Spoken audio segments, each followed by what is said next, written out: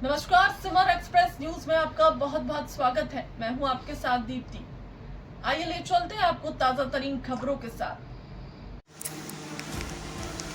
मासूम अन्य को न्याय दिलाने शहर उमड़ा, कैंडल मार्च से गूंजा इंसाफ का स्वर। शिवपुरी में मासूम अन्य की दुखद घटना को लेकर लोगों का गुस्सा और दर्द अब सड़कों पर दिखाई देने लगा है। शुक्रवार शाम शहरवासियों ने एकजुट होकर कैंडल मार्च निकाला और मासूम अन्य को न्याय दिलाने की मांग बुलंद की है। अस्पताल चौराहे से माधव चौक तक निकले इस शांतिपूर्ण कैंडल मार्च में बड़ी संख्या में नागरिक, सामाजिक संगठन और युवा शामिल हुए। हाथों में मोमबत्तियां और दिलों में इंसाफ की उम्मीद लिए लोग सड़कों पर उतरे। पूरा माहौल भावुक नजर आया। अन्य को न्याय दिलाने और नन्ही जान को इंसाफ मिले जैसे नारों से शहर गूंज उठा। कई लोगों की आंखें नम दिखी तो कईयों ने परेशानियों से दोषियों पर सख्त कार्रवाई की मांग की है। आयोजकों का कहना है कि यह सिर्फ एक परिवार का दर्द नहीं बल्कि पूरे समाज की पीड़ा है।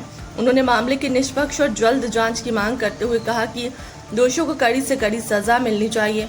स्थानीय नागरिकों से भी इस घटना पर गहरा दुख जताया और कहा कि ऐसी घटनाओं की पुनरावृत्ति रोकने के लिए सख्त कदम उठाना बेहद जरूरी है।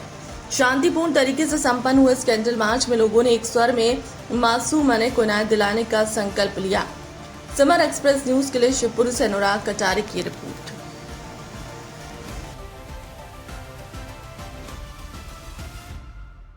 कैंडल मार्च निकाला है, क्या मंशा है उसके पीछे और क्या आप लोगों की मांगे? भैया हमारी कोई मांगे नहीं है। जिसने अपना बेटा इस देश के सिस्टम के बलीबूट चढ़ा दिया वो क्या मांगे? मुझे ऐसा प्रतीत होता है, शास्त्रों में कहा गया है कि पुत्र से ज़्यादा धनवान कोई नहीं होता, जिसके पास पुत्र है उसके ज़्यादा धनी कोई नहीं। तो ये कंगाल सरकार को हमसे मांग है कि मैंने जिस तरह है वैसे कोई और बच्चा ना खोए, इस सिस्टम में चेंजेस हो जिससे कि आगे सबकी सेफ्टी के लिए और आगे बच्चों की इस तरह की जान ना जाए। बस हमारी इतनी मांग है। हम अपने बेटे के लिए और आने वाली जनरेशन के लिए न्याय मांग रहे हैं। प्रशासन के साथ आपका बैठक हुआ, कलेक्ट्रेट में भी हुआ, एसपी से भी बात हुआ, क्या आपने डिमांड्स रखी और क्या पूर्ति हुई? आगे क्या चाहते हैं? प्रशासन से हमारी जो बैठक हुई, कलेक्टर साहब ने बहुत अच्छे से हमें सुना, समझा। उन्होंने आश्वासन दिया कि भाई हम अपने लेवल पे जितना भी हो सकता है वो फिटनेस चेक और इत्यादि करेंगे।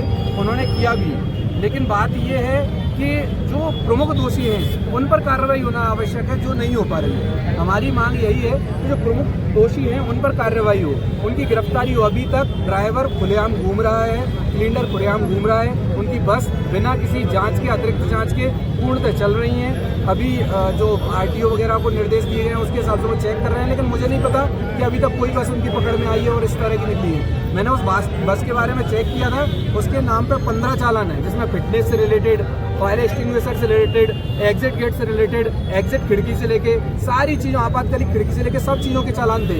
मेरी समझ में नहीं आता इस सिस्टम में क्या दोष है, क्या अपंगता है। मैं कहूँगा ये अपंग है सिस्टम, क्योंकि इसमें अंग तो लगाए हैं लेकिन वो काम नहीं करते, और काम न करने के पीछे पता नहीं क्या पैसों की बैसाखी लगी है या कौन सी बैसाखी लगी है या राजनीति की बैसाखी लगी है जो सिस्टम में काम नहीं करने देती। सारे चालान हुए लेकिन फिर भी वो बसें लगातार दौड़ती रही। क्या जानबूझ के सरकार ने ये तो बसें दौड़ाई या सरकार के ऊपर दबाव था? ये प्रश्न मैं आप सबके लिए छोड़ता हूँ और वही व्यक्ति इसका आंसर करे जो इसके लिए वांछित है।